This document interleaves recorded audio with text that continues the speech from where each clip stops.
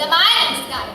പ്രിയമുള്ളവരെ, നമ്മൾ ഈ കലോത്സവ വേദിയിൽ നിൽക്കുമ്പോൾ നമ്മളെ പോലെ ഈ വേദിയിൽ ഉണ്ടാകേണ്ട വയനാട് ജില്ലയിലെ മുണ്ടക്കൈ ചൂരൽമല എന്നീ പ്രദേശങ്ങളിലെ എത്ര കലാപ്രതിഭകളാണ് ഈ ലോകത്ത് നിന്ന് വിട പറഞ്ഞത്.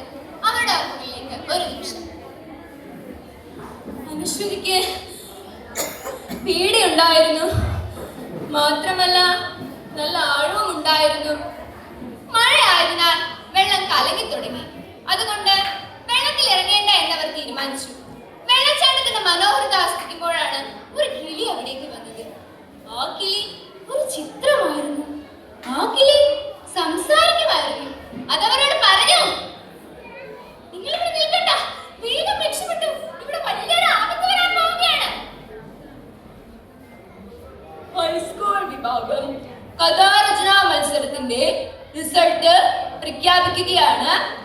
Code number 12, first A grade GVHSലെ 8ാം ക്ലാസ് വിദ്യാർത്ഥിനി ലയാവിയസിന് 1ാം സ്ഥാനം ലഭിച്ചിരിക്കുന്നു. ഈ രചനയെ പറ്റി 2 വാക്ക് പറയാതിരിക്കാൻ പറ്റില്ല.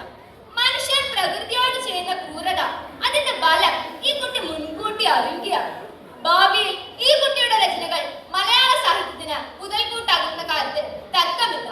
ലയാവിയസിന് ആശംസകളും അഭിനന്ദനങ്ങളും അർപ്പിക്കുന്നു.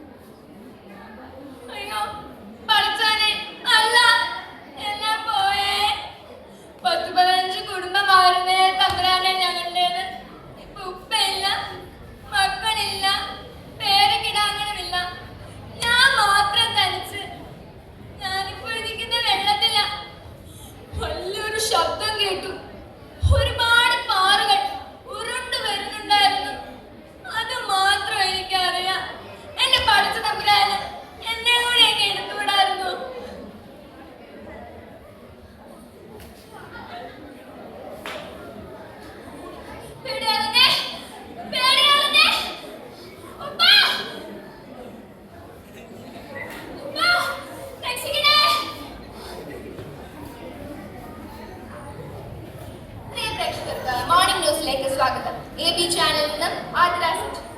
ലോക മനസാക്ഷിയെ നടത്തുന്ന ഒരു ദുരന്തമാണ് പ്രേക്ഷകരിൽ എത്തിക്കുന്നത്. വയനാട് ജില്ലയിലെ മുണ്ടക്കൈ ചൂരൽമല എന്നീ പ്രദേശങ്ങളിലെ ഒന്നാകെ ഇല്ലാതാക്കിയ ഉരുൾപൊട്ടലിന്റെ ഭീകര താണ്ഡവം. ദുരന്ത ഭൂമിയിൽ നിന്ന് പ്രിയ സുഹൃത്ത് രതീഷ് ചേരുന്നു. ഹലോ രതീഷ്, കേൾക്കുന്നുണ്ടോ? കേൾക്കുന്നുണ്ട് ആതിര. രതീഷ്, എന്താണ് ഇപ്പോൾ ആ ദുരന്ത ഭൂമിയുടെ അവസ്ഥ എന്ന് പറയുന്നത്? അതിനാ എനിക്ക് ആ ദുരന്ത ഭൂമിയുടെ അടുത്ത് എത്താൻ സാധിച്ചിട്ടില്ല.